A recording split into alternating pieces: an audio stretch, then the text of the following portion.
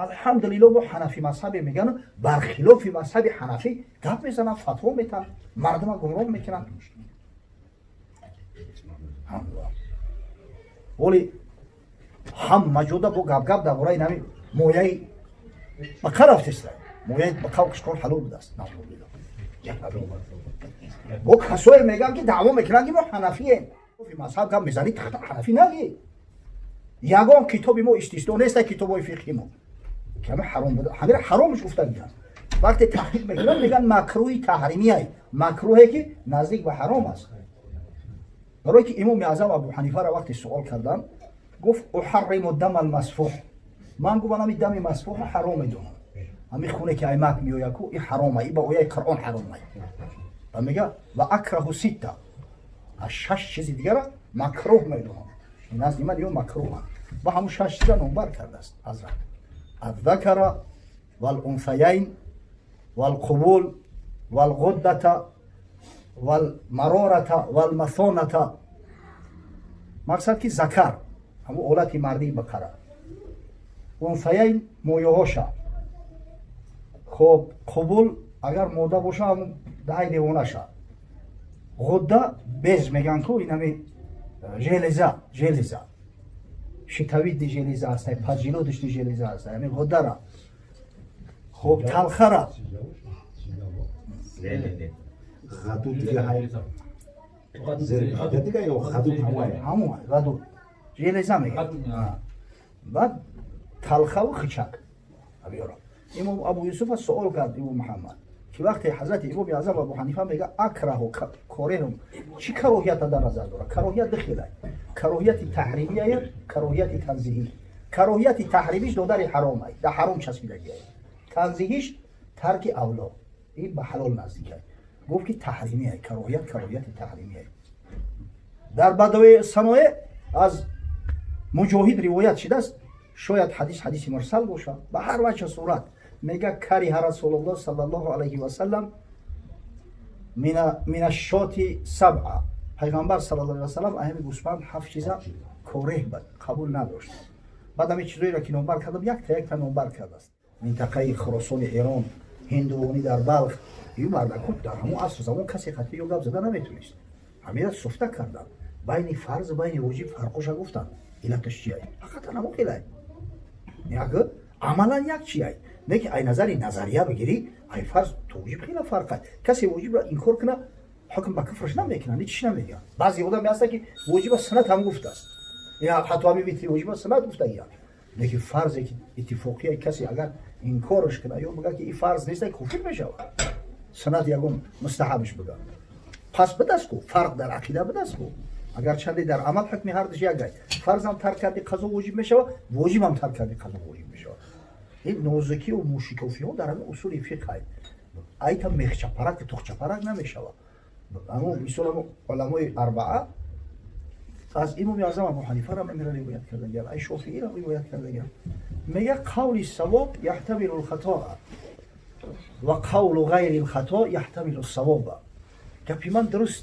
درستش میشه نه که امکان داره که من خطا کنم میگم در صورتی که قول غیر من سپر نیست خطا ای نزدی من نه که امکان داره که او درست بوده چرا میگن چهار مذهب حقن منوش میاد چهار مذهب حق منوش این است که یا مسئله را یا مذهب گیرم یا مسئله را رو را سیاه کنم همه را جزیر کنم نه هر مذهب حقی به همون اصولش حقی به همون تشریعش حقی به همون ادلهش حقی یک آدم به درجه تحقیق رسید اگر به شرط همین فرقی بین همین را بدونه از اصول آگاه باشه حق داره که از یک مذهب دیگه بگذره اینا مثلا دید که مذهب امام شافعی در نظرش میتونه که این مدلل‌تره دلیلی بیشتر داره میتونه که مذهب امام شافعی را قبول کنه در تاریخ همین کارا شده بله اینا مثلا همین سلطان محمود غزنوی حنفی مذهب پدرش سبکتگین حنفی مذهب باش البتگین حنفی مذهب نگه محقق و عالم کلام بود در همین عصر سلطان محمود حقیقتا علمای مذهب شافعی بسیار با اوج ترقیات رسیدند بسیار با قوت شده بودند امام الحرمین ولی بعد همون نتیجهش در همین سیمای غزالی پیدا شد همین امام غزالی بعد بیانگوی همین مذهب شد گرفت تحقیق کرد مذهب امام شافعی درگذشت در عصر این زمان بعدی بخاری و مسلم همیو بگیم راویای اتباع تابعین یک عالم بود به نام ابو جعفر طحاوی. این مرد تمام خانواده‌اش همش پیروای شافعی اند. تقوی شاگرد نمره یک شافعی است. موزی میگن کتابای یعنی مختصری مذهب شافعی همش همون نوشته. پدر و مادرش مریدای شاگردای شافعی. لیکن این مرد دید که اصول حنفی موافق‌تر است. اصول حنفی کار سبک‌تر میکنه. این مرد حنفی شد. در مذهب ما مجتهد است در مذهب. لیکن هر کسی که به حد تحقیق نرسیده حق این کار کردن نداره. دعوا کردن هم نمیتونه. چی خیلی میکنه خیلی میکنه. یک زمانی در دعوای المنصور خلیفه دیگه عباسی همین المنصور خودش امام مالک دوست می‌داشت. پیرو امام مالک بود. تمام خانواده‌اش در مذهب امام مالک بودن. همون شب روزا امام مالک موطأش نوشته است. الموطأ گفت که همین قرآن و الموطأ بسیار بنویسید. کاتبا را بگید بنویسند نسخه برداری کنند. دیگر تمام کتاب من یگان کتاب رخصت دادید. یگان چیز دیگه نمونه. در تمام خلافت فقط به قرآن عمل کردن کتاب الموطأ امام مالک. امام مالک پیشش اومد. گفت لا تفعل یا امیر المؤمنین. ای امیر المؤمنین این کار نکن. فإن أصحاب رسول الله صلى الله عليه وسلم تفرقوا في الأمصار وكان عند كلهم علم.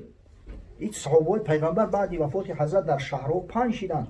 بعضیش مصر رفت، بعضیش شام بود، بعضیش در عراق بود، بعضیش در خراسان بود، بعضیش در حجاز بود. هر کدومش از پیغمبر علم گرفتگی است.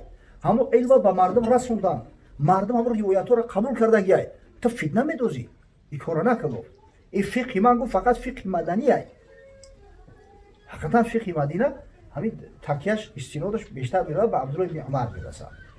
این فقه حنفی این فقه کوفی است. این فقه میره همین دلیلو میره به عبدالله بن مسعود حضرت علی میرسن. این فقه امام شافعی فقه مکی است. اصلا در مذهب امام شافعی که عقیده جدید مثلا عقیده نو داره و کهنه داره. لیکن همین بم اساس میره به عبدالله بن عباس میرسه.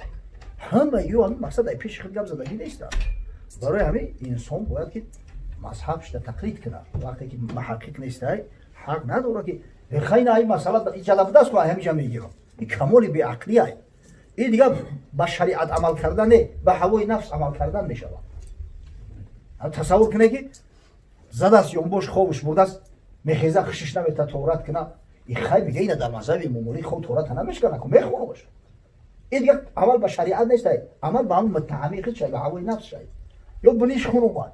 در مذهب حنفی باید که برای تورات توزیع کنی خشش نه. این در مذهب امام شافعی میگه کن تورات نمیشکنه میخونه. این طریق جهالت میشود، گمراهی میشود. همین خدا رحمت کنه محمد اقبال این آدم خیلی یک آدم پیشرفته بود. در عصر 20 زندگی میکرد و خیلی در عصر 21 مردم هم فراخی جهان بینی اون را ندارن. خاصتا در دین. این مرد فیلسوف بود. اصلا بود سپیچش هم فلسفه غرب بود. مکتب در کمبریج خونده است یونیورسیته. اول چه دکترسکیش در میونخن زشیته کردگی. همین خب جهان بینیش وسیع بود. اصلا همین اولی شعروش ببینید ابن عبدالوهاب هم تعریف توصیفی میکنه. یک گپای گفته که یک نسیم از طرف نجد اومد و فلان اومد. اما بعدها دید که همین سبب فتنه ها میشید است. همین دشمنای دین استفاده میبردیم. و حضرت بسیار سخت تاکید کرده. میگه راه آبا رو که آن جمعیت است. معنی تقلید ضبط امت است. اشتباه در سطح میگیره. همون معنای تقلید چیه؟ در یک جا امت از ضبط کردن که نتونی نامعقولی نکنن و گمراه نشوند. یک پیرهی برای گم نشیدن ایره باید پیرهه برای اجتهاد در زمان انحطاط قوم رو در هم همه پیچد بیساد. در این عصر زمان ما میگه کسی دعوای اجتهاد میکنه مردم گمراه میکنه. ز اجتهاد عالمان کم نظر اقتدا بر رفتگان محفوظ تر.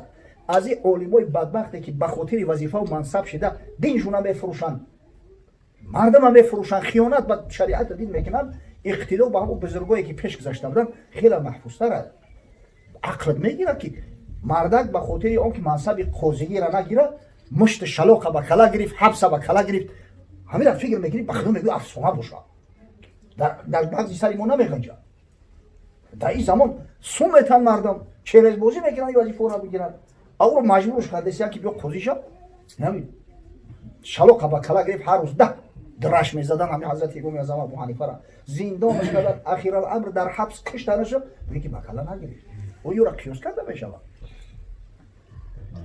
فکرشون رسد همه باریکتر، ورعشان با مصطفی نزدیکتر. اون مردکو جاسوس اگنتوی سریو نبودن، ای مسد نبودن، یک تقوی داشتن، طرز خدا داشتن. حضرت همین قدر تاکید کرده است که به همین بزرگی و به همین وسع اندیشه هاش بنابراین هر چی را بهونه کردن در کار نیست. متاسفانه این همین فتنه ها در خود به حد زیاد رفته است. من نمیدونم این چی درده. گمان میکنم همین کسایی که فتنه کرده استیان امروز یا مربوطه استفاده شو بگیستیان.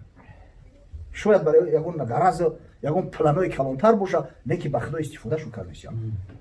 الحمدلله و حنفی مذهب میگن برخلاف مذهب حنفی گپ میزنن، فتوا میتن، مردم گمراه میکنن. ولی هم موجوده با گپ در برای نمی مویای بقر رفته است. مویای بقر کشکار حلال بوده است. با کسایی میگن که دعوا میکنن که ما حنفییم. او بدبخت مردمی که تا خلاف مذهب گپ میزنید حنفی نگی. یگان کتابی ما استثنا نیست کتابای فقهی ما که همه حرام بوده، همه حرامش گفتن. وقتی تحقیق میکنن میگن مکروه تحریمی است، مکروهی که نزدیک به حرام است. برای که امام اعظم ابو حنیفه را وقتی سوال کردن گفت احرم دم المسفوح، من گفتم همین دم مسفوح حرام میدونم، همین خونه که ایمک میوید کو این حرامه، این با اوی قرآن حرامه. و میگه و اکره سته، از 6 چیز دیگه را مکروه میدونم. این از من یه مکروه با همون 6 چیز نمبر کرده است. حضرت الذکر والانثیین والقبول والغدة والمرارة والمثانة. مقصد که ذکر همون اولت مردی بقره، انثیین مویهاشه، خب قبول اگر موده باشه همون دهی دیوانه شه، غده بیز میگن که این همین جلیزه شتوید دی جلیزه هسته، پس جلودش دی جلیزه هسته، همین غده را. خب تلخه را غدو دیگه های زیر دیگه یا غدو همون غدو جلیزه میگن. بعد تلخه و خچک. امام ابو یوسف سوال کرد امام محمد که وقتی حضرت امام اعظم ابو حنیفه میگه اکره و کارینم چی کراهیت در نظر داره؟ کراهیت دخیله، کراهیت تحریمیه، کراهیت تنزیهی. کراهیت تحریمیش دادر حرامه، در حرام چسبیدگی، تنزیهیش ترک اولا، این به حلال نزدیکه. گفت که تحریمیه، کراهیت تحریمیه.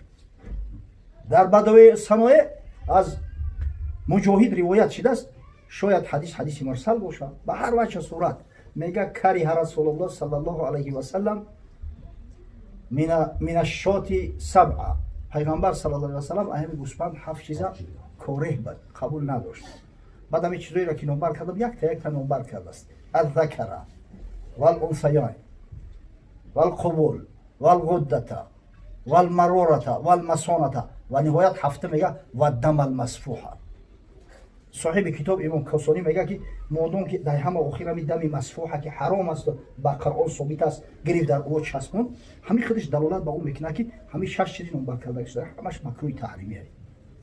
چی در دوران من نمیدونم اخی، همین کثافت به همین که مویه را بخره تو خیال میکنی که خدمتی در دین میکنی. میخوای بگو که در دیگه مذهب درسته، حنفی نگی، از نوع مذهب حنفی گپ نزن. توکلت به خدا. انا عجیب ده، گمان میکنم که این مروته کن، همین مروته کارا کسی استفاده بکنه. خدا کنه که دعوا میکنیم مذهب در مذهب مستقیم باشیم، خیانت در مذهب نکنیم. برای که همین خیانت در مذهب اخیر میره خیانت در دین هم میشه. در حیات دیدیم، در بسیار دیدیم این کارا را. حضرت بخشش یا سوال